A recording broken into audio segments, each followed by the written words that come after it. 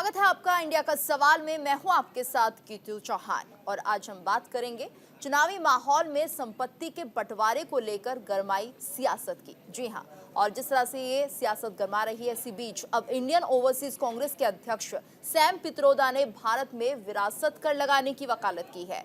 देश में चुनावी माहौल है। बीजेपी कांग्रेस घोषणा पत्र में संपत्ति के बंटवारे वाले वादे को लेकर कांग्रेस को घेर रही है और इस बीच विपक्षी दल कांग्रेस एक और नए विवाद में फंसती हुई नजर आ रही है।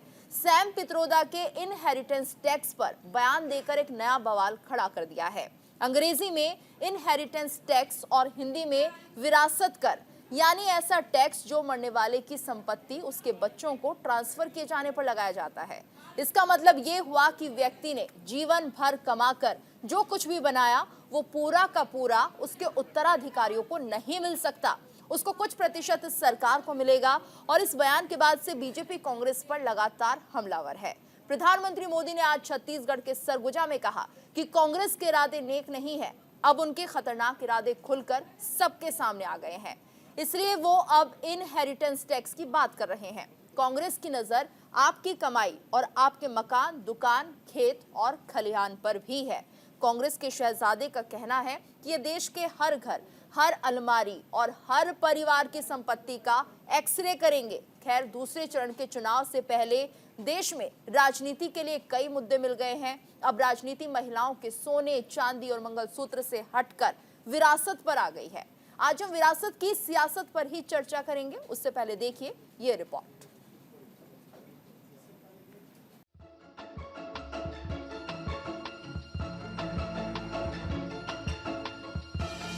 चुनावी माहौल में संपत्ति के बंटवारे को लेकर गरमाई सियासत के बीच अब इंडियन ओवरसीज कांग्रेस के अध्यक्ष सैम पित्रोदा ने भारत में विरासत कर लगाने की वकालत की है। अंग्रेजी में इनहेरिटेंस टैक्स और हिंदी में विरासत कर, यानी ऐसा टैक्स जो मरने वाले की संपत्ति उसके बच्चों को ट्रांसफर किए जाने पर लगाया जाता है। इस पर इंडियन ओवरसीज कांग्रेस के अध्यक्ष सैम पित्रोदा ने कुछ ऐसा कह दिया कि लोकसभा चुनाव के बीच में खड़े भारत में राजनीतिक बवाल मच गया। भारतीय जनता पार्टी को कांग्रेस पर हमला करने का एक और मौका मिल गया।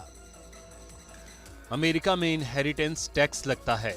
इसका मतलब है कि अगर किसी के पास 10 करोड़ डॉलर की संपत्ति है तो उसके मरने के बाद बच्चों को सिर्फ 45% संपत्ति ही मिलेगी और बाकी 55% सरकार ले लेती है। भारत में ऐसा कोई कानून नहीं है। यहां अगर किसी के पास 10 अरब रुपए की संपत्ति है तो मरने के बाद उसके बच्चों को सारी संपत्ति मिल जाती है। जनता के लिए कुछ नहीं बचता। पित्रोदा के इस बयान पर सियासी बवाल खड़ा हो गया। प्रधानमंत्री नरेंद्र मोदी ने छत्तीसगढ़ की सरगुजा की रैली में आज कहा कि कांग्रेस के खतरनाक इरादे खुलकर सामने आ गए हैं, इसलिए वो इनहेरिटेंस टैक्स की बात कर रहे हैं। America, there is an inheritance tax. So if, let's say, one has $100 million worth of wealth, and when he dies, he can only transfer probably 45% to his children. 55% is grabbed by government. Now, that's an interesting law. It says you, in your generation, made wealth. You are leaving now. You must leave your wealth for public. Not all of it, half of it, which to me sounds fair. In India, you don't have that. If somebody is worth 10 billion and he dies, his children get 10 billion. Public get nothing. And law says you get half of it. Public gets half of it. So these are the kind of issues people will have to debate, discuss. I don't know what the conclusion would be at the end of the day. But when we talk about redistributing wealth, we are talking about new policies, new programs that are in the interest of the people and not in the interest of super rich only. Congress का कहना है कि वो inheritance tax लगाएगी। माता पिता से मिलने वाली विरासत पर भी टैक्स लगाएगी। आप जो अपनी मेहनत से संपत्ति जुटाते हैं वो आपके बच्चों को नहीं मिलेगी, बल्कि कांग्रेस सरकार का पंजा उसे भी आपसे छीन लेगा। वहीं कांग्रेस ने पित्रोदा के इस बयान से एक तरह से दूरी बना ली है। कांग्रेस नेता जयराम रमेश ने कहा कि लोकतंत्र में हर शख्स को अपनी राय रखने की आजादी है, लेकिन इसका मतलब ये नहीं है कि पित्रोदा के विचार हमेशा कांग्रेस की राय से मेल खाते हों। लेकिन बीजेपी इस बयान को कैसे छोड़ सकती थी? केंद्रीय गृह मंत्री अमित शाह ने भी तंज कसते हुए कहा कि पित्रोदा के बयान से कांग्रेस पार्टी एक्सपोज हो गई है। जो विषय वो उचित समझते हैं, वो विषय जो महत्वपूर्ण समझते हैं, जिस विषय वो समझते हैं महत्वपूर्ण होता है, उस पर वो अपनी राय जो है स्वतंत्र रूप से देते हैं, खुले रूप से देते हैं और बात करते हैं। इसका माने ये नहीं है कि जो वो कहते हैं उससे इंडियन नेशनल कांग्रेस सहमत है। सैम पित्रोदा जी के बयान ने कांग्रेस का मकसद देश के सामने स्पष्ट कर दिया है। वो देश के जनता की निजी संपत्ति का सर्वे कर निजी संपत्ति को सरकारी खजाने में डालकर जो उन्होंने यूपीए के शासन में तय की थी प्रायोरिटी कि देश के संसाधन पर सबसे पहला अधिकार माइनॉरिटी और उसमें भी मुस्लिम लोगों का है, उस प्रकार से इसका बंटवारा करना चाहती है। मैं मानता हूं कांग्रेस पार्टी या तो अपने मैनिफेस्टो से इस बात को विड्रॉ करे या उन्होंने स्वीकार करना चाहिए कि यही उनका मकसद है। बहरहाल सियासी लड़ाई के बीच अब सवाल ये उठता है कि इनहेरिटेंस टैक्स क्या होता है, किस पर लगता है, कितना लगता है। दरअसल इनहेरिटेंस टैक्स वो होता है जो किसी व्यक्ति के मरने के बाद उसकी संपत्ति के बंटवारे पर लगता है। अमेरिका के 6 राज्यों में इनहेरिटेंस टैक्स वसूला जाता है। ये टैक्स कितना लगेगा, ये इस बात पर निर्भर करता है कि मृतक व्यक्ति कहां रहता था और उत्तराधिकारियों के साथ उसका रिश्ता क्या था। लेकिन कहते हैं ना, हर चीज का तोड़ होता है। इनहेरिटेंस टैक्स को बचाने का भी तोड़ है। हालांकि इसका तोड़ तभी है जब मरने से पहले संपत्ति को बांट दिया जाए। अगर कोई व्यक्ति अपने मरने के बाद अपने उत्तराधिकारियों को इनहेरिटेंस टैक्स से बचाना चाहता है तो वो जीवित रहते ही अपनी संपत्ति गिफ्ट में दे सकता है। और इस वक्त चर्चा के लिए हमारे साथ खास मेहमान भी जुड़ चुके हैं। ईशान त्यागी कांग्रेस के प्रवक्ता हमारे साथ बने हुए हैं, खेमचंद शर्मा बीजेपी प्रवक्ता, संजय राणा राजनीतिक विश्लेषक, अश्विनी दुबे वरिष्ठ अधिवक्ता हैं सुप्रीम कोर्ट के, कपीश श्रीवास्तव सपा के प्रवक्ता, ये सभी हमारे साथ जुड़े हैं। आप सभी का बहुत बहुत स्वागत है न्यूज इंडिया पर। और जिस तरह से हम देख रहे हैं कि लगातार इनहेरिटेंस टैक्स की चर्चा हो रही है, अश्विनी जी आपसे सबसे पहले हम समझना चाहेंगे क्या होता है इनहेरिटेंस टैक्स और क्या भारत में इसका जिक्र कभी हुआ है? इनहेरिटेंस टैक्स हम कुछ कंट्रीज को देखते हैं, बेल्जियम, जापान या जर्मनी, यूके, यूनाइटेड स्टेट्स, तो वहां पर जब किसी की मृत्यु होती है तो उनके जो पैतृक संपत्ति माने बच्चों को जाने से पहले वो उसका कुछ परसेंटेज वहां उनके जो गवर्नमेंट है उसके पास जाता है इनहेरिटेंस टैक्स के नाम पर।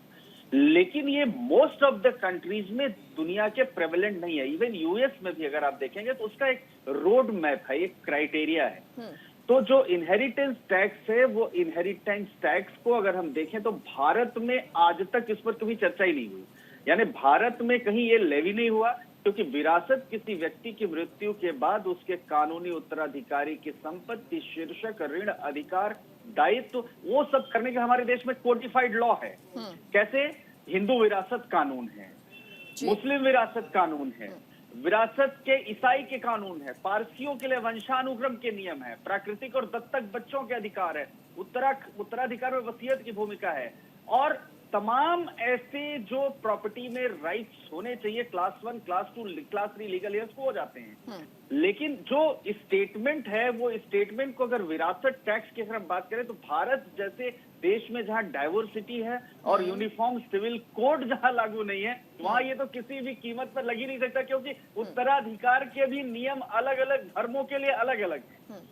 तो जब उत्तराधिकार के नियम अलग अलग धर्मों के, सबसे पहले आपको यूनिफॉर्म सिविल कोड देश में लागू करना पड़ेगा। जब यूनिफॉर्म सिविल कोड आप लागू कर लेंगे तब इसकी चर्चा कर सकते हैं। तो ये मैं समझता हूं पॉलिटिकल स्टेटमेंट है, पॉलिटिकल गिमिक है, जो भारत जैसे डाइवर्सिफाइड कंट्री में पॉसिबल ही नहीं है। ठीक है।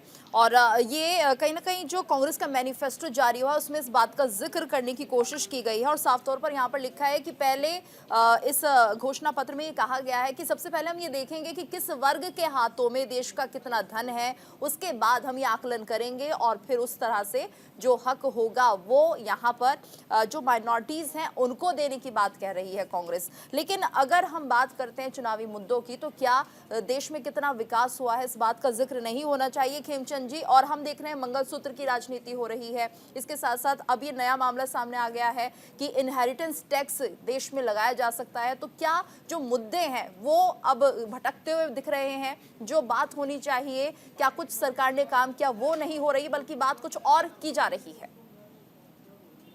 नमस्कार, जय हिंद। गीतू जी, हम तो बात कर रहे हैं, हम तो विकास की बात कर रहे हैं। हम तो विकसित भारत यात्रा लेके गांव-गांव में गए, घर-घर तक गए, हर कॉलोनी में गए, हर शहर में गए और हम लोगों ने चर्चा पर चर्चा की, संवाद किया है, डिटेल में लोगों ने उसको स्वीकार किया है, अप्रिशिएट किया है और हमको लाखों की संख्या में फीडबैक मिले, सजेशन मिले और उसी के आधार पर हम लोगों ने अपना संकल्प पत्र बनाया। लेकिन कांग्रेस की जो सोच है वो धीरे धीरे छन छन के सामने आ रही है। जिस तरीके से पित्रोदा ने बोला है, वो उनकी जो अंदर छिपी हुई सोच है वो बाहर आ गई है। अपीजमेंट की पॉलिटिक्स वो करते हैं, लंबे समय से हमने देखा और उसी की वजह से ट्रिपल तलाक जैसा अभी आधुनिक समाज में, आधुनिक भारत में जो एक महापाप था महिलाओं के लिए, उसको उन्होंने हटाया नहीं। उन्होंने लगातार आधुनिक जो उनके पूर्व प्रधानमंत्री हैं, उन्होंने क्या बोला कि भारत के रिसोर्सेज पे पहला अधिकार अल्पसंख्यकों का है, मुसलमानों का है, हिंदुओं का नहीं है। और हमेशा जब भी हिंदुओं की बात आई तो उनको इग्नोर किया गया, उनको सेकंड क्लास सिटीजन समझा गया। राम मंदिर की बात आई तो लटकाया गया, भटकाया गया, कोर्ट में एफिडेविट दिया गया, राम तो काल्पनिक है। वैसे राम सेतु को इस तरीके की ठीक है ईशान जी, ठीक है, एक बार फिर से आएंगे खेमचंद जी, ईशान जी से जरा रिएक्शन लेते हैं। ठीक है सर, ठीक है खेमचंद जी, ईशान जी का मैं रुक कर रही हूँ। ईशान जी, तो जिस तरह से सैम पित्रोदा ये बयान दे रहे हैं, क्या वाकई माना जाए कि जो कांग्रेस के घोषणा पत्र बात कही जा रही है कि इस तरह से बराबरी कराई जाएगी, सबका धन एक बार देखा जाएगा, किसके पास कितना धन है और उसके बाद ये आकलन किया जाएगा किस पैसे को किस तरह से माइनॉरिटीज को दिया जाए, तो क्या आप इससे इत्तेफाक रखते हैं? प्रीति जी, जो ये राजनीति चल रही है, झूठ की राजनीति, इसका हिस्सा आप ना बने तो ज्यादा अच्छा होगा मेरे हिसाब से। इस झूठ की राजनीति में आप ना पड़े। देखिए, भारतीय जनता पार्टी अपने जाल में खुद ही फंस गई। अब खेमचंद शर्मा जी जिस लेबोरेटरी से पढ़ के आते हैं वो तो उनका साफ झलक रहा है। जैसे अमित शाह जी ने बोला कि कांग्रेस पार्टी ने अपने मैनिफेस्टो से हटाना चाहिए कि देश की संपत्ति मुसलमानों को देगी। आप, ये रहा हमारा न्याय पत्र, ये हमारा मैनिफेस्टो है, हमारा न्याय पत्र है, 48 पन्नों का न्याय पत्र है। इसमें अगर आप 48 पन्नों में से एक भी जगह मुझे हिंदू वर्ड दिखा दें और एक भी जगह मुझे अगर मुसलमान शब्द दिखा दे तो मैं राजनीति छोड़ दूंगा। पहली बात तो ये स्टेट टैक्स पे, ये जिस टैक्स की हम बात कर रहे हैं। लेकिन ईशान जी, आपने एक जगह आपके घोषणा पत्र में एक जगह जिक्र किया है, ईशान जी एक मिनट सुन लीजिए सर, तानाशाही या फिर बहुसंख्यक की जगह नहीं है। आपने अपने मैनिफेस्टो में ही इस शब्द का जिक्र किया है, बहुसंख्यवाद की जगह नहीं है जी, की जगह ही है। हाँ, तो उससे आप क्या समझे? एक विचारधारा है, बहुसंख्यवाद से हम क्या समझे सर? भारतीय जनता पार्टी उस बहुसंख्यक विचारधारा के तहत राजनीति कर रही है जिस विचारधारा में देश के जो गरीब हैं, जो कुचला हुआ वर्ग है, एससी समाज है, एसटी समाज है, ओबीसी समाज है या माइनॉरिटीज हैं, उनको दबाने का जो काम कर रही है उसे बहुसंख्यकवाद कहते हैं। उस बहुसंख्यकवाद विचारधारा की कांग्रेस पार्टी की सरकार में कोई जगह नहीं होगी। दूसरी बात, हम एस्टेट टैक्स की बात करते हैं। अभी सैम पित्रोदा जी का आपने बयान बोला, कहीं भी कांग्रेस के मैनिफेस्टो में, हमारे न्याय पत्र में, दोबारा दिखा देता हूं, दोबारा पढ़ लीजिएगा, कहीं भी ये नहीं लिखा हुआ है कि हम ये लागू करने जा रहे हैं या फिर हम एस्टेट टैक्स लगाने जा रहे हैं। लेकिन अगर आप देखें 2014 में जयंत सिन्हा जी जो मंत्री थे उस समय, वित्त मंत्रालय में एमओएस थे वो, उनका आप ये देख लीजिए बयान क्या लिखा हुआ है, आप पढ़िए। जयंत सिन्हा क्या बोल रहे हैं, ये बोल रहे हैं, Jaitley's new right hand at finance ministry would like to tax inheritance wealth।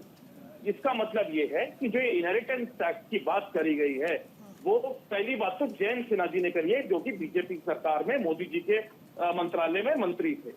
दूसरी बात, 2018 में दोबारा से ये डिमांड उठी, 2018 में दोबारा से ये बात उठी, देख लीजिए हमारे लेट फाइनेंस मिनिस्टर उस समय के अरुण जेटली जी, उनका वो देख लीजिए कि उस समय फिर से ये बात उठी कि इनहेरिटेंस टैक्स लागू करेंगे और इसी बात को इसी बात को पूरा प्रूव करने के लिए, इस बात का पूरा समर्थन करने के लिए अमित मालवीय जी, जो भारतीय जनता पार्टी की ट्रोल आर्मी के चीफ है, उनका आप ट्वीट देख लीजिए।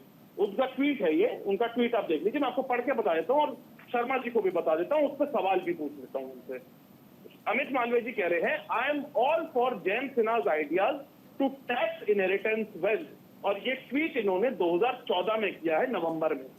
तो आप इससे मुझे जवाब दीजिए कि क्या भारतीय जनता पार्टी जो झूठ की राजनीति चलिए ठीक है फैला सर, रही है, ठीक है, इस पे जवाब लेंगे। हाँ, इस पे जवाब प्रधानमंत्री- लेंगे, लेकिन यहाँ पर हम आपसे ये वाला पॉइंट भी समझना चाहते हैं जिसमें कि ये कहा जा रहा है कि हम हर वर्ग को पहले ये देखेंगे किसके पास कितनी संपत्ति है, कितना धन है, और उसके बाद जो उसका डिस्ट्रीब्यूशन होगा, इसका बंटवारा होगा, वो अल्पसंख्यकों को किया जाएगा। लेकिन जो गरीब है, क्या उस पर हक नहीं है? क्या जो गरीब है उनका उस संपत्ति पर हक होना चाहिए? तो अल्पसंख्यक क्यों इस्तेमाल आप यहाँ पर कर रहे हैं? क्या ये राजनीति नहीं है? क्या ये पोलराइजेशन नहीं है? जी, पूरा सवाल आपका सुन नहीं पाया थे। जी, मैं कह रही हूँ, आपने जिस तरह से ये क्लॉज दिया है अपने घोषणा पत्र में, इस बात का जिक्र किया है कि जितने भी जो पूंजीवाद हैं, जो लोग हैं, उनसे पहले हम ये देखेंगे कि आखिर किस तरह से उनके पास संपत्ति एकत्रित हुई है, इसके बाद उसका आकलन किया जाएगा और उसके बाद माइनॉरिटीज में इसे डिस्ट्रीब्यूट किया जाएगा। यानी ये मानिए कि जो अल्पसंख्यक है पहले उन्हें दिया जाएगा, लेकिन इस पर तो गरीबों का हक होना चाहिए, वो कहाँ है?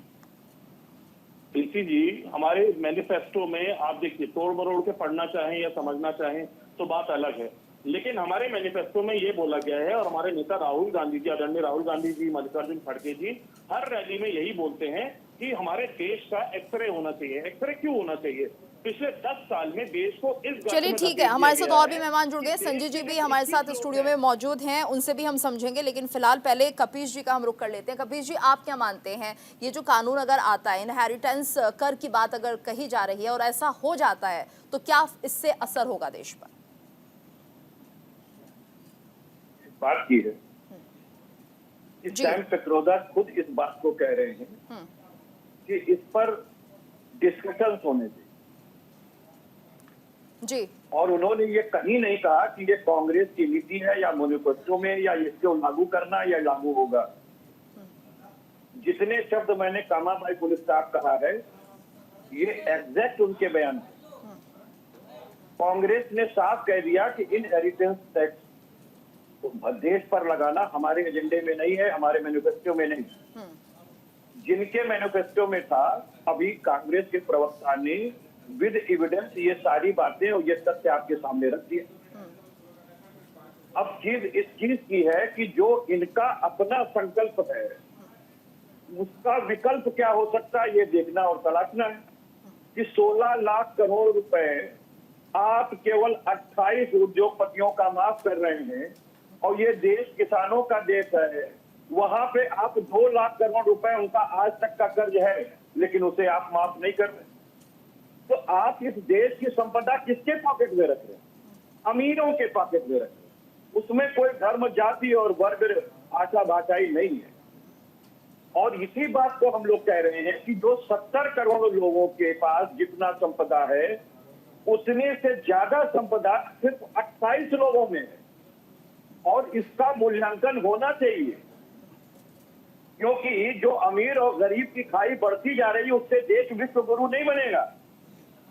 अगर देश का हर एक व्यक्ति के, अंतिम व्यक्ति के चेहरे पे मुस्कान होनी चाहिए, तो ये सिर्फ इंडिया गठबंधन ही नहीं कह रहा है, ये बात महात्मा गांधी ने कही थी। हम तो महात्मा गांधी के विचारों को लेकर के आगे बढ़ रहे हैं जी। नहीं, मैं तो ये समझना चाह रही हूँ कपीश जी, मैं ये समझना चाह रही हूँ, जो ये बात कही गई है घोषणा पत्र में कि पहले हम देखेंगे किसके हाथ में कितना धन है देश का, उसके बाद इसका डिस्ट्रीब्यूशन होगा, इसका बंटवारा होगा, और ये उन्हें जाएगा जो कि अल्पसंख्यक है, यानी कि जो मुस्लिम है। साफ तौर पर ये जिक्र कर रही है बीजेपी की, यानी कि आप मुसलमानों की तरफ क्यों इतना झुकाव ले रहे हैं? गरीब कहाँ है आपके लिए, दलित कहाँ है? तो इसको आप सुधार लें कि राज्य की परिभाषा आर्टिकल 12 के अंदर दी गई, उसमें देश के अंदर यूनियन ऑफ टेरिटरी है। क्या जम्मू और कश्मीर में जो हिंदू है वो माइनॉरिटी है कि नहीं है? ये खाली मुसलमान, उनके उसमें एंगल से आप क्यों देखना नहीं, आप देश के लिए किसे माइनॉरिटी मानते हैं? मैं तो आपको देश के लिए खो ही नहीं सकता। मैं तो आपको बार बार कह रहा हूँ, ये प्रत्येक राज्य पर अलग अलग। नहीं, अल्पसंख्यक कौन है सर? ठीक है संजय जी आप समझ रहे हैं इस पूरे माहौल को, आप समझने की कोशिश कर रहे हैं क्या हो रहा है। ठीक है अश्विनी जी, एक बार फिर से आपको रुक करूंगी। संजय जी पहले आपकी राय। गीतू गुड इवनिंग फैलो। देखिए ऐसा है कि अगर आप पूरा वक्तव्य राहुल गांधी साहब का सुनेंगे तो उनका वक्तव्य ऐसा लगता है कि कम्युनिस्ट से ड्रिवन हो चुका है। देखिए कोई भी कम्युनिस्ट जो होता है उसी तरह की विचारधारा रखता है।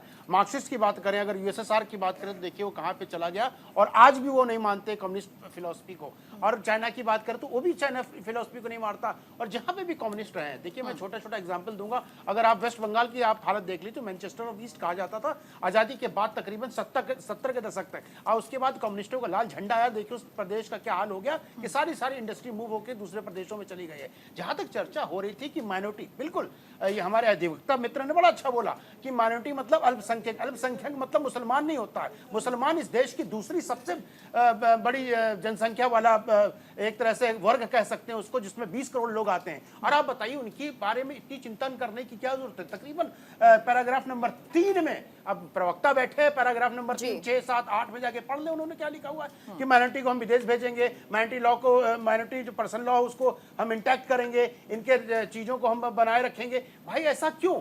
आपकी जो परिभाषा है कहीं ना कहीं मुस्लिम लीग की परिभाषा जो 1938 में आई थी हूबहू लगती है, कट कॉपी पेस्ट थोड़े से शब्दों को हेर फेर कर दिया गया। देखिए जहां तक बात हो रही थी सैम पित्रोदा की, देखिए इनहेरिटेंस की बात अगर करें तो मैं अगर कानूनी तौर पे करूंगा तो सिर्फ एक व्यक्ति यहाँ पे पूरे डिबेट में समझ सकते हैं, वो है कपिल श्रीवास्तव जी। बाकी किसी के समझ नहीं आएगा। Inheritance is totally different, is not nothing related to the discussion which we are having on Sam Pitroda. तो सैम पित्रोदा ने जो बोला है वो टोटली अलग है। ये समझाने की जरूरत है कि आप ये बताइए, हिंदुस्तान एक डेमोक्रेटिक कंट्री है, आप अपने लिए कमाती है, अपने बच्चों के लिए करते हैं, अपने परिवार के लिए करते हैं। अभी हमारे कपीश भाई बोले तो 28 लोगों के पास है। ये बताइए पूरे वर्ल्ड में उठा के देख लीजिए जो संपदा होती है, बिजनेसमैन 28, 30, 100, 200, 300 लोग होते हैं, इससे ज्यादा लोग नहीं होते। पूरा देश अरबपति खरबपति नहीं होता है। तो आपको समझने की जरूरत है। जहां तक ये चर्चा कर रहे हैं मुसलमानों के देने की बात, ये बताइए हमारे कॉन्स्टिट्यूशन में कहीं लिखा हुआ है कि धर्म के आधार पे रिजर्वेशन होना चाहिए? नहीं लिखा हुआ है। फिर भी कर्नाटका में अभी, मैं 30 सेकंड में खत्म कर रहा हूं, कर्नाटका में अभी ओबीसी का काट करके दिया जा रहा है। वहां पे क्यों दिया जा रहा है? एक और छोटी सी सर अरे कपीश जी, अरे लगे तड़पने। ठीक है कपीश जी, अरे सर सुन लीजिए ना, आपके बीच में बोला नहीं था। जीतू मैं छोटी सी बात और बताना चाहता हूँ। कुछ दिन पहले कर्नाटका में मठ और मंदिरों से 400 करोड़ रुपए लिए गए और 300 करोड़ रुपए इनको दे दिए जाए। किस आधार पे दे दिया गया भैया? आपको अपना डेवलपमेंट करना है, यानी अपने सांस्कृतिक या धार्मिक चीजों को डेवलपमेंट करना है तो आप अपने फंड से करिए। हिंदुओं के फंड से करने की क्या जरूरत है? हम अपने लिए कमाते हैं कि इनके लिए कमाते हैं? ये बताइए। आप खुद बोलते हैं कि मैंने कुतुब मीनार बनाया, ताजमहल बनाया, सब कुछ मैंने बनाया, तो गरीब कैसे हो गए भाई? या तो डिसाइड कर लो तुम गरीब हो या कुतुब मीनार वाले हो, तो डिसाइड ही नहीं कर पा रहे हो। आप फर्टिलिटी की बात करें तो आपको तकलीफ है, पॉपुलेशन की बात करें तो आपको तकलीफ है, अल्पसंख्यक की बात हो रही, हिंदू 9 स्टेट में अल्पसंख्यक है, आप बोलो तो स्टेट के नाम बता देते हैं। तो समस्या ये है यहाँ पे कि लोगों को वोट राजनीति के चक्कर में ये देखना भूल गए हैं कि देश का विकास कैसे होगा, देश में तरक्की कैसे होगी। अश्विनी जी आप कुछ कह रहे थे सर, बोलिए। की मेमोरी को रिफ्रेश करना चाहता हूं कि जम्मू कश्मीर में हिंदू अल्पसंख्यक होने के बाद भी उसको माइनॉरिटी का दर्जा प्राप्त नहीं है।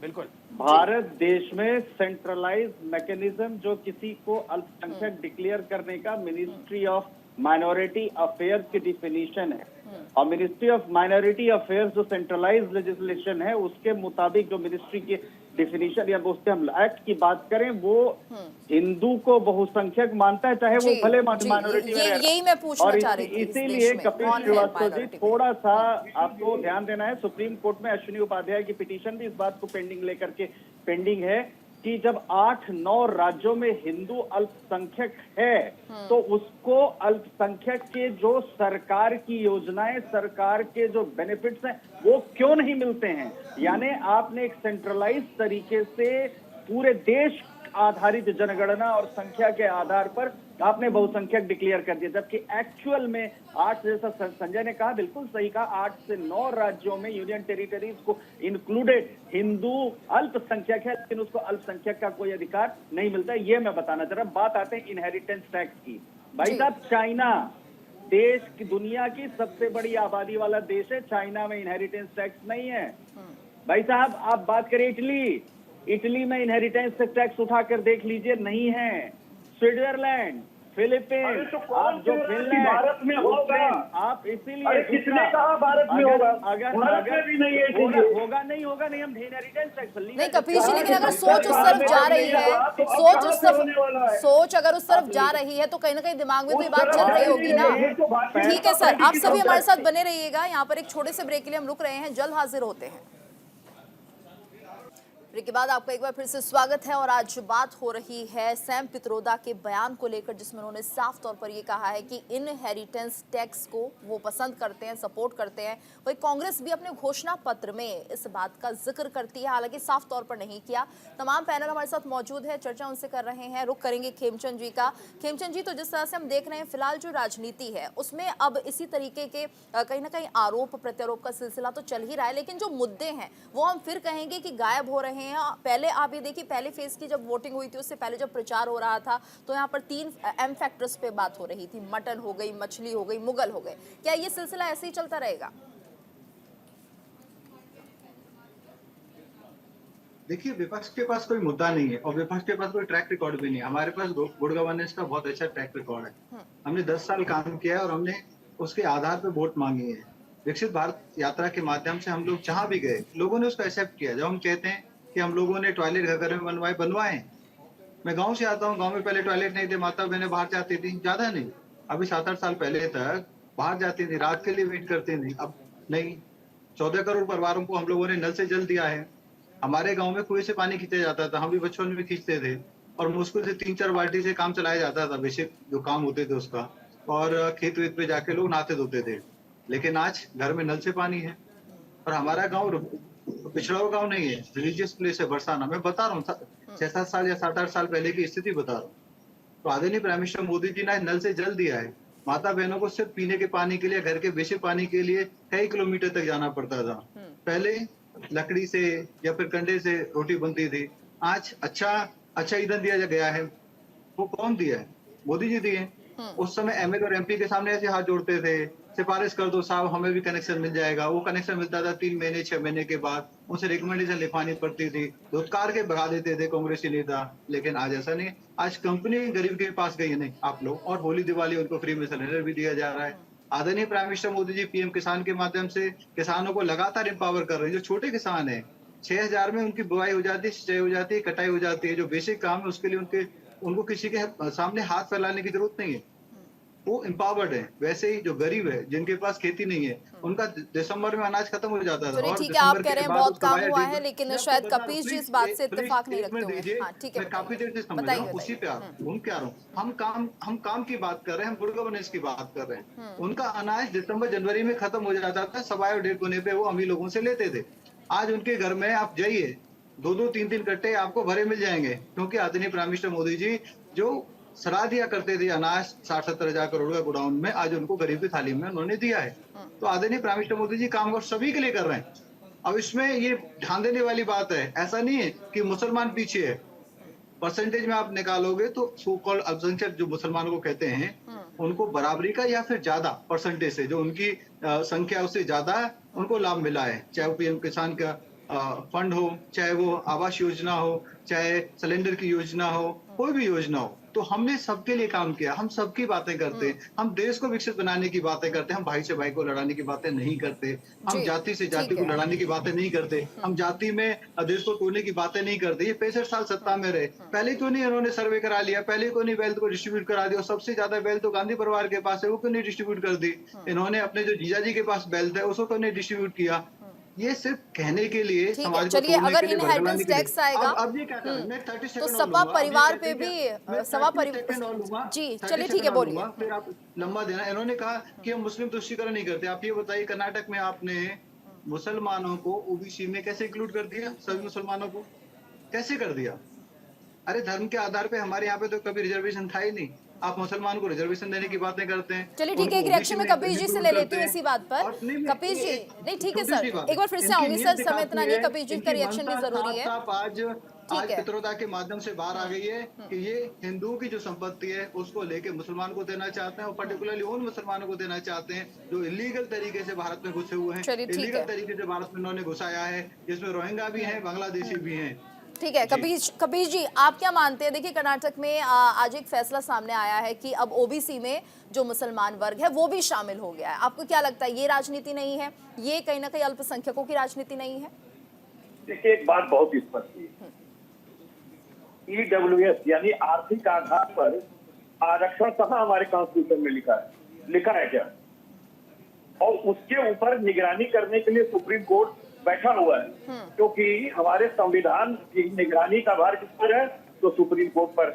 नहीं, ये सही है। हाई कोर्ट, मैं आपको बार बार कह रहा हूँ कि अगर ये गलत होगा तो सुप्रीम कोर्ट और हाई कोर्ट के होते हुए हो ही नहीं पाएगा। आप क्या सोचते हैं? में पड़ना क्यों? मैं तो बहुत सीधी बात कह रहा हूँ कि ईडब्ल्यूएस भी नहीं सही है। मैं आपको बता रहा हूँ कि आप मना नहीं कर पा रहे हैं सीधे तौर पे। ओबीसी में जो दलित हैं, जो दूसरे वर्ग हैं, उनके लिए क्या धोखा नहीं है, या उनकी संपत्ति में बंटवारा नहीं है, उनके हिस्से में बंटवारा नहीं है? कि मुसलमानों को भी ओबीसी और दलित का आरक्षण मिलता रहा है। कहाँ नहीं मिला है? नहीं, कहाँ मिला है? शैक्षणिक आधार पर सुन लीजिए, मिलता है। अगर आपको ना पता हो तो मैं आपको बता भी देंगे कि कितने लोग नौकरी में। नहीं, तो ये सही है, कर्नाटक के ओबीसी वर्ग के लिए सही मानते हैं आप? मैं आपको बार बार कह रहा हूँ कि जब ईडब्ल्यूएस सही है तो वो भी सही है। चलिए ठीक है, आप इसे सही कह रहे हैं। और मैं बार बार आपको एक बात जस्टिफाई कर रहे हैं आप इसे। अश्वनी भाई ने एक बात बहुत अच्छी कही, और उन्होंने भारतीय जनता पार्टी की अनजाने में अच्छी पोल खोली है कि 9 राज्य में जहां हिंदू अल्पसंख्यक है वहां उसको माइनॉरिटी का दर्जा नहीं है, वो सुविधाएं अवेल नहीं हो रही है जो माइनॉरिटियों को मिलती। चलिए ठीक है, ठीक है। तो 10 साल के लिए ये भारतीय जनता पार्टी की सरकार क्या कर रही थी? जो इलेक्शन कमिश्नर की नियुक्ति में न्यायमूर्ति नहीं होने चाहिए सुप्रीम कोर्ट के, उसके लिए आप कानून बना सकते हो। दिल्ली सरकार ट्रांसफर और पोस्टिंग नहीं पावे, इसके लिए आप कानून बना सकते हो और संवैधानिक पीठ के आदेश का परिवर्तन कर सकते हो। तो ये 9 जगह हिंदुओं की रक्षा क्यों नहीं की आपने? अगर आप हिंदू की रक्षार्थ बनने वाली पार्टी है, क्यों नहीं किया भाई? ठीक है, ये सवाल भी पूछा जाएगा। ठीक है, ठीक है जी। संजय जी, तुष्टीकरण के लिए केवल हिंदुओं। संजय जी, ठीक है सर, एक बार फिर से आपका रुख करूंगी। ठीक है सर, समय इतना ही है। संजय जी, आप क्या मानते हैं, जो सैम पित्रोदा का जो बयान आया है इस वक्त, कितनी मुश्किलें ये कांग्रेस के लिए पैदा कर सकता है? देखिए, कांग्रेस पार्टी एक विचारधारा लेके पार्टी बनी थी और 100 साल पुरानी सबसे बड़ी विपक्षी पार्टी है आज के लिए देश की अगर चर्चा की जाए। लेकिन कहीं ना कहीं कांग्रेस पार्टी के अंदर लगता कम्युनिस्टों की भरमार हो चुकी है। जिस तरह की भाषा राहुल गांधी जी बोल रहे हैं, चाहे सैम पित्रोदा जी बोल रहे हैं, तो ये कम्युनिस्टों की भाषा, ये लेफ्टिस्ट की भाषा। ये बताइए कि अपने सबकी प्रॉपर्टी लेके डिस्ट्रीब्यूशन कहा जाए, कहाँ है? ये तो कम्युनिस्ट बोलते हैं। कोई भी डेमोक्रेटिक कंट्री में हो सकता है? नहीं हो सकता। जहाँ तक चर्चा हो रही थी, आपने बहुत अच्छे अच्छे प्रश्न पूछे, लेकिन लोग अगल बगल से निकलने की कोशिश की। हम पुरजोर तरीके से बोल रहे, कांग्रेस पार्टी दलित और ओबीसी विरोधी रही है। 1953 में काका केलकर कमेटी बनी थी, 55 में रिपोर्ट आई थी, लेकिन नेहरू जी उस पर कोई एक्शन नहीं लिए। 1980 में मंडल कमीशन आया था, इंदिरा जी और राजीव जी ने कोई एक्शन नहीं लिया। 6 सितंबर 1990 को राजीव गांधी की स्टेटमेंट पार्लियामेंट में सुन लीजिए, वो ओबीसी विरोधी थे। ये सबसे बड़ी विरोधी है। आप जगजीवन राम जी का इतिहास देख लीजिए, उन्होंने क्या क्या उनके साथ किस तरह का व्यवहार हुआ कांग्रेस पार्टी में। तो दलित विरोधी और ओबीसी विरोधी कांग्रेस है, ये आप दिमाग में नोट कर लीजिए। नंबर 1। ईशान जी बोलिए। नहीं, मैं आ रहा हूं। जाति जनगणना, मुझे 30 सेकंड की और दे दीजिए। जाति जनगणना की बात कर रहे हैं, ये बताइए, जाति जनगणना कपीश बाबू जाति जनगणना क्या 2011 में नहीं हुआ था मान्यवर? ये बताइए, 4 लाख ओबीसी हो गए थे, 4 लाख ओबीसी हो गए थे, क्यों आपको मना कर दिया था? हाथ में हथकड़ी पहना दी थी आके किसी ने कि आप इसको लागू ना करें? क्यों नहीं लागू किया कांग्रेस पार्टी ने? और आप ऐसे समर्थन कर रहे थे उस समय, तो आप सो रहे थे हैं? आप ये बताइए, अपनी पार्टी में किस ओबीसी को आगे बढ़ाया है? अगर यादव, कोई लड़का यादव नहीं हो आपके समाज में जिसको आगे बढ़ाया जा सके? मुलायम सिंह, उसके बाद अखिलेश यादव, उसके बाद उनकी पुत्री, उसके बाद उनके पुत्री, यही है अखिलेश, यही है राजनीति आपकी समाजवादी के। समाजवादी में क्या यादवों की भरमार जो थी खत्म हो गई है? कोई उत्तर प्रदेश में यादव बचा ही नहीं है जिसको आगे बढ़ाया जा सके। अरे मान्यवर, कम से कम अपने में झांक के देखिए, जिनके पिताजी के पास साइकिल हुआ करती थी वो आज मर्सिडीज से कहां से घूमने लगे। तो डिस्ट्रीब्यूशन तो वहां भी होना चाहिए। डिस्ट्रीब्यूशन की अगर बात की जाएगी तो बोर्ड की प्रॉपर्टी में भी डिस्ट्रीब्यूशन होना चाहिए, उसमें भी आप चर्चा कर लीजिए। हमारे ही मंदिर मस्जिदों मंदिर और मठों के पैसों का डिस्ट्रीब्यूशन आप कैसे कर सकते हो? हिम्मत है तो बोलो कि चर्चों का भी जो आमदनी होता है उसमें डिस्ट्रीब्यूशन होना चाहिए। अरे कम से कम प्रवक्ता है, जनता के बारे में सोचिए। आप तो ओबीसी विरोधी हैं, आप ओबीसी का आरक्षण काट के मुसलमानों को दे रहे हैं। आपसे बड़ा ओबीसी विरोधी दुनिया में कोई नहीं है। समाजवादी पार्टी का चाल चरित्र और चेहरा दिख गया है कि सबसे बड़े ओबीसी कांग्रेसी और समाजवादी पार्टी के लोग हैं जो ओबीसी का विरोध करते आए हैं। इसकी नीतियों को इंप्लीमेंट नहीं होने दिया, इनकी कमेटी की रिपोर्ट को इंप्लीमेंट होने दिया और तुष्टीकरण की राजनीति के लिए ओबीसी का आरक्षण को कम करके मुसलमानों को देने की चाल चल रहा है। और इन्होंने कोशिश भी कर्नाटका में की है। ये तो 10 सेकंड और खत्म कर दूंगा। जब संयुक्त आंध्र प्रदेश हुआ था उसमें 4 बार कांग्रेस गवर्नमेंट ने कोशिश की थी, जिसको स्क्वैश कर दिया गया था सुप्रीम कोर्ट के द्वारा। तो मान्यवर गिरबान में झांक के देखिए, गरबैया करने से कुछ नहीं होता, गाल बजाने से कुछ नहीं होता। साक्ष्य तथ्य रखने के बाद चर्चा हो सकती है। यहाँ पर एमवाई फैक्टर को साधने की कोशिश कर रहे हैं। सबसे बड़े ओबीसी विरोधी हैं ये, एमवाई फैक्टर को साधने की कोशिश हो रही है। ठीक है ईशान जी, सैम पित्रोदा ने जो ये बयान दिया है, क्या कांग्रेस पार्टी उससे इत्तेफाक रखती है, सपोर्ट करती है? गीतू जी, मैंने जैसा पहले अपने वक्तव्य में भी यही बोला था कि कांग्रेस पार्टी ऐसी कोई योजना नहीं लेकर आ रही है। हमारे मैनिफेस्टो में भी घोषणा पत्र आप उठा के देख लीजिए, कहीं ये नहीं लिखा हुआ है। कांग्रेस पार्टी वो पार्टी है जिसने राजीव गांधी जी के नेतृत्व में 1985 में एस्टेट टैक्स को खत्म करने का काम किया था। ये हम ही है जिन्होंने इसको खत्म करने का काम किया। सर, लेकिन जब ये घोषणा पत्र बनता है तो उसमें बहुसंख्यवाद के साथ नहीं, देखिए तो इस ऐसा लगता है जैसे कि ये जो घोषणा पत्र बना है माइनॉरिटीज के लिए ही बना है। जी सीधा सीधा कह रहे हैं। नहीं, शर्मा जी सुन लीजिए। शर्मा जी आपसे कुछ सवाल पूछे थे, उनका आपने जवाब नहीं दिया आज तक। आप ये बताइए, आप मैनिफेस्टो की बात करते हैं, 13 दिन में आपका मैनिफेस्टो तैयार हो गया और आप कहते हैं हमने लोगों से पूछ के मैनिफेस्टो बनाया है। और उसके बाद अभी धार्मिक ध्रुवीकरण की बात कर रहे थे। धार्मिक ध्रुवीकरण की राजनीति भारतीय जनता पार्टी नहीं करती। आपसे बुलवाइए गीतू जी पहले। चलिए एक एक करके बताइए। मंदिरों में जो समय किया, आप इन्हीं से बुलवाइए पहले। ठीक है, मुसलमानों को इनकरेज करोगे, नहीं ईशान जी जो ये बात हो रही है इससे मैसेज जा क्या रहा है, आप क्या संदेश वैसे देना चाह रहे हैं? ठीक है खेमचंद जी, 1 सेकंड रुकिएगा। आप बोलेंगे मुसलमानों का ऐसे कैसे चलेगा? आप कहते हैं कि हिंदू की संपत्ति है, हिंदू का सोना चांदी है, अब उसको लेकर मुसलमानों में कर दोगे। ठीक है, मुसलमानों में ठीक है। हाँ ईशान जी, डिस्ट्रीब्यूशन होगा कैसे? शायद खेमचंद जी यही सवाल पूछ रहे, पूरा देश यही जानना चाहता है, डिस्ट्रीब्यूशन होगा कैसे?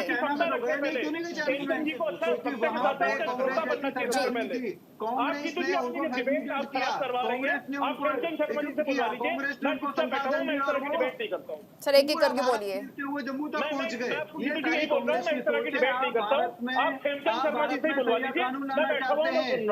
भारत को इस्लाम देश बनाना चाहते हैं, नहीं चलेगा। भारत की जो संस्कृति है उसके लिए आप में कोई सम्मान नहीं है, कोई मान नहीं है। अगर मान सम्मान होता तो डीएमके पार्टी के साथ आप तुरंत गठबंधन तोड़ देते। कैसे हिम्मत हो गई उनकी कि सनातन को खत्म कर दिया जाए? सनातन जो पेंशन है।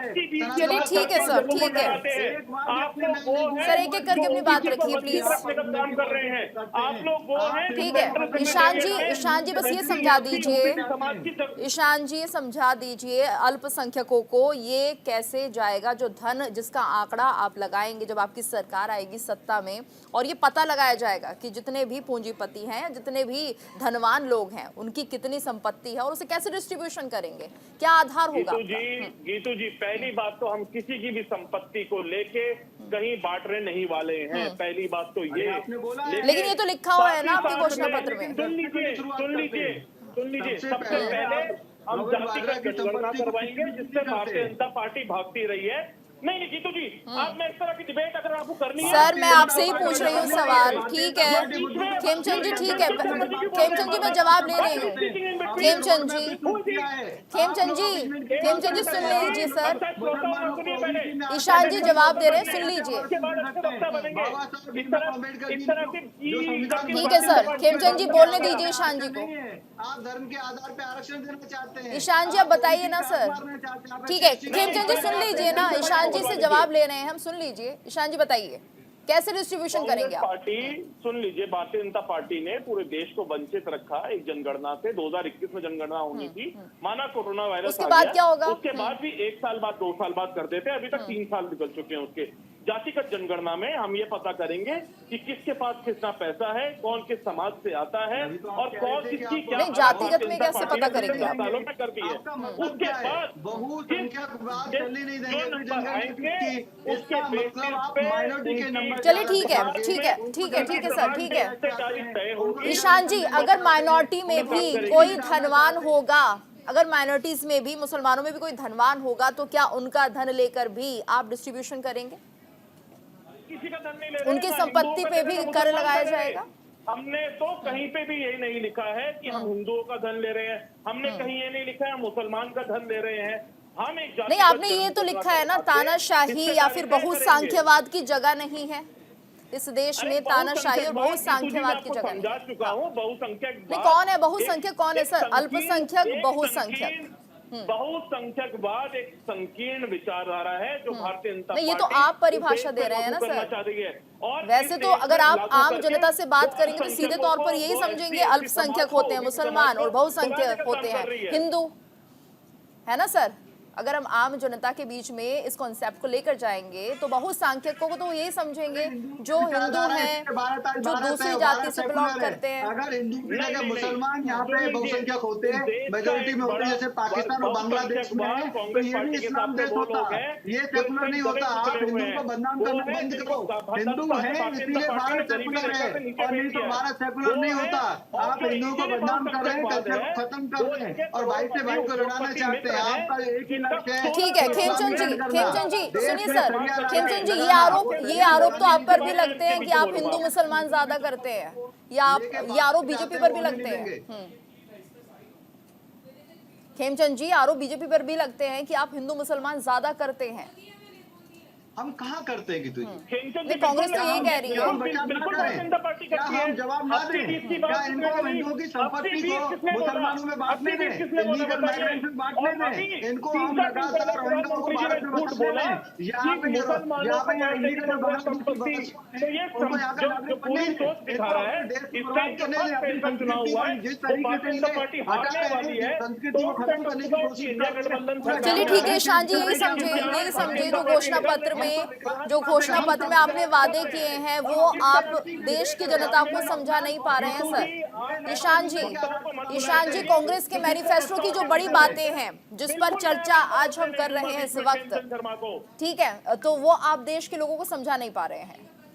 अब जो लोग बीजेपी को देखिए ना आप किस तरह से जब वो प्रचार में निकल रहे हैं तो साफ तौर पर वो समझा पा रहे हैं इस बात को, कौन है अल्पसंख्यक, कौन है बहुसंख्यक, किसके हाथों में पैसा जाएगा। सुन लीजिए, हर वो व्यक्ति जो दबा कुचला हुआ है इस समय, जिसको सरकार की जरूरत है, वो हमारे लिए अल्पसंख्यक है, पे कब्जा करना चाहते हैं। चलिए ठीक है संपत्ति के आधार पे। संजय जी आप क्या मानते हैं ये जो पूरा भी प्रकरण चल रहा है इसको संजय जी को जवाब दे। ठीक है सर। संजय जी कम्युनिस्ट कर रहे हैं, गरीबों की बात करना, किसानों की बात करना, एससी समाज की बात करना, नहीं तो इसमें कहाँ दिखा गरीब किसान तो कहीं दिख ही नहीं रहा है। समाज की बात करना, क्या ये कम्युनिज्म है?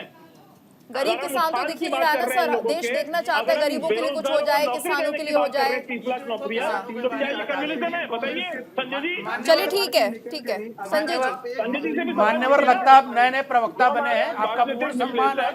आप किसान की अगर चर्चा कर रहे हैं आप बोल लीजिए तो मैं बोलूं। ठीक है सर। 30 लाख नौकरियां देने का वादा कर रहे हैं, तो क्या ये कम्युनिज्म है? चलिए आइए ठीक है सर, जवाब सुन लीजिए। सर आंसर दे दूं इफ यू अलाउ मी।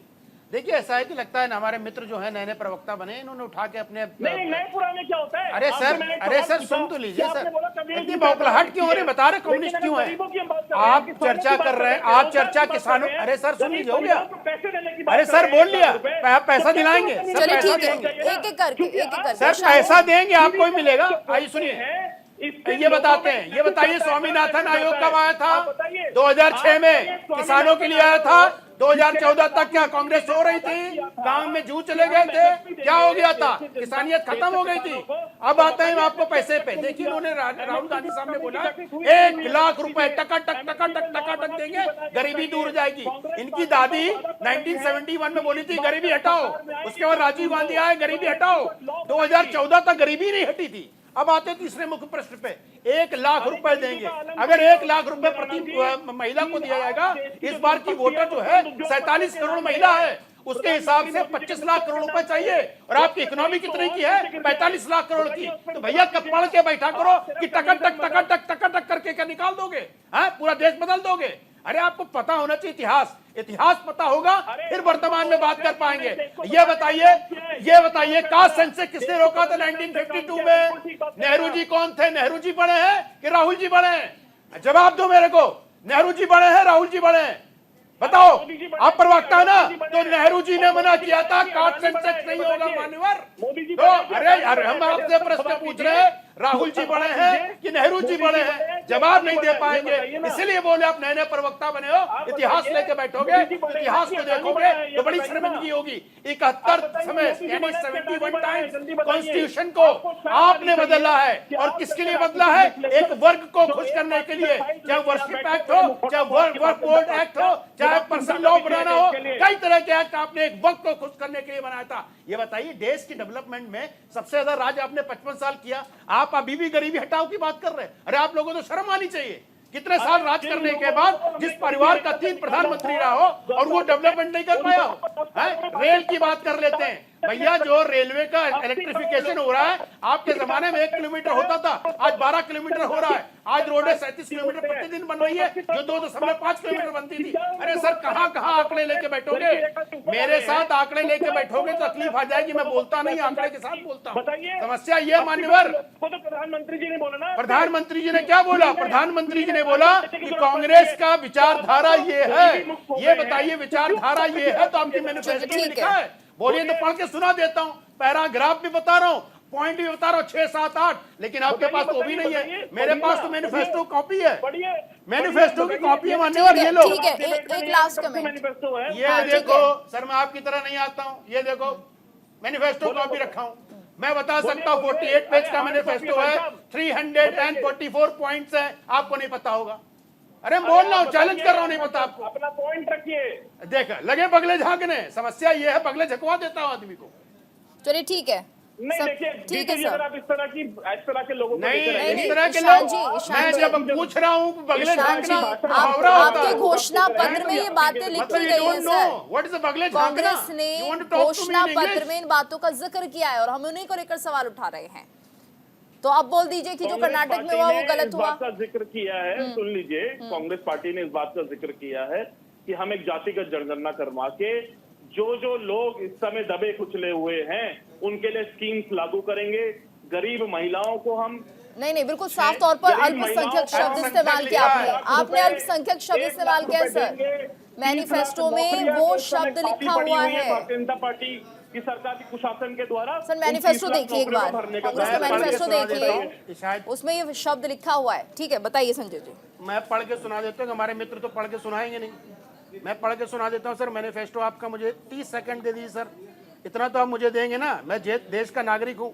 नहीं, आपने मेरे को We will ensure that the minority receive their fair share of opportunities in education, health and everywhere. Number 1 6 point है। नंबर 7 जो बहुत इंपॉर्टेंट है, Congress will ensure that like every citizen minority have their freedom of choice, dress, food and personal law। भाई personal law कौन सा होता है? Personal law क्या इस देश में पर्सनल लॉ भी चलेगा? सुन लीजिए, इसी पे जवाब ले लीजिए अब इस पे। एक और पॉइंट है, चलिए ठीक है, मैं लास्ट कमेंट ले रही हूँ सर। खेमचंद जी से पहले लास्ट कमेंट ले लेती हूँ, समय इतना ही है। खेमचंद जी बताइए सर। खेमचंद जी तो अगर बोलेंगे ठीक है, नहीं लास्ट कमेंट सबका जरूरी है। खेमचंद जी बताइए, वो बहुत कम बोले हैं लगाएंगे और उस पैसे से मस्जिद को पैसा देंगे। ये मुसलमानों को बीच में डालेंगे, SC में डालेंगे, मुसलमानों को अलाउ करेंगे। आप कानून लगा सकते हो, जब ये 80-20 की बात करते हैं तभी ध्रुवीकरण की राजनीति करते हैं। जब प्रधानमंत्री जी मुसलमानों की बात करते हैं, ज्यादा बच्चे वालों की बात करते हैं। खेमचंद जी, जब इस तरह की बातें सामने आती है तो मुसलमानों को लगता है कि शायद बीजेपी उनके लिए बात नहीं कर रही है। सवाल का जवाब दिया आपने, पैसे को ही अपने प्रिय ठीक है। देखिए, इस देश में सबके लिए बात होनी चाहिए, चाहे अल्पसंख्यक हो चाहे बहुसंख्यक हो, और देश को ऐसी ही सरकार भी चाहिए जो सबके लिए बात करे। चलिए ठीक है सर, एक एक करके आप नहीं बोल रहे हैं सर। ये सिर्फ और सिर्फ मुसलमानों के लिए काम करना चाहते हैं। चलिए ठीक है, ठीक है, ठीक है, ठीक है। खेमचंद जी बस समय इतना ही है। ईशान जी बताइए, 30 सेकंड है सर।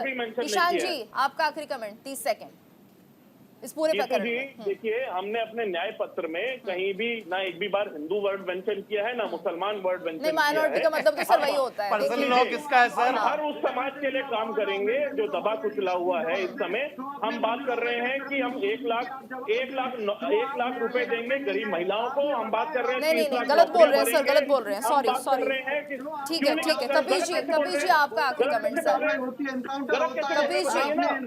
कपिल जी माइनॉरिटी का मतलब क्या होता है? ठीक है, सिर्फ माइनॉरिटी को बीच करना ठीक है। कपिल जी से हम जान लेते हैं अब। कपिल जी आखिरी कमेंट सर आपका। साफ तौर पर वो शब्द लिखा हुआ है सर। हाँ, देश के कॉन्स्टिट्यूशन के अंदर राज्य शब्द की परिभाषा आर्टिकल 12 में दी गई है। इस यूनियन ऑफ स्टेट होने के नाते तमाम स्टेट मिला करके हमारी इंडिया की टेरिटरी बनती है, देश बनता है। इसलिए मैं आपको कह रहा हूँ कि 9 जगहों पर हिंदू भी सर वो वाली बात मत कीजिए। आप ये बताइए, जो लिखा गया है कि जो संपत्ति है उसका आंकड़ा निकाल कर माइनॉरिटीज को दिया जाएगा। जीतू जी एक चीज सुनिए, मोदी जी से पूछा था कि वो मंगलसूत्र पे जो राजनीति कर रहे हैं, इनके यहाँ तो तमाम लोगों ने अपनी पत्नी से मंगलसूत्र छीन लिए और मंगलसूत्र छीनने वाला चला। ये सारी बातें रहेगी, चुनाव में मुद्दे की बात नहीं होगी। मुझे 10 सेकंड दीजिए, मंगलसूत्र पे ठीक है, समझा आखिरी कमेंट समेत नहीं संजय, मंगलसूत्र पे समझा देता हूँ। जल्दी से 30 सेकंड है सर। सर मंगलसूत्र सुन लीजिए। 1962 का जब युद्ध हुआ था तो सरकार ने अपील की थी कि महिलाएं आकर के अपना कुछ योगदान दे, कि हमारा देश गरीब था। कई महिलाओं ने मंगलसूत्र दिए थे, उसको ट्रेजरी में जमा कर दिया गया था। 1969 में इंदिरा गांधी जी ने इसका मुद्दा उठाया था। तो पढ़ लिया करिए जा करके, मान्यवर पढ़ लिया करिए, पढ़ के आया करिए मंगलसूत्र कहाँ से आया है, मंगलसूत्र की शुरुआत कहाँ से हुई है। समेत नहीं है। बहुत बहुत शुक्रिया आप सभी का हमारे साथ इस चर्चा में जुड़ने के लिए। धन्यवाद आप सभी का। और इसी के साथ हमारी इस खास पेशकश में आज के लिए इतना ही। रुकेंगे एक ब्रेक के लिए। ब्रेक के बाद खबरें लगातार जारी हैं।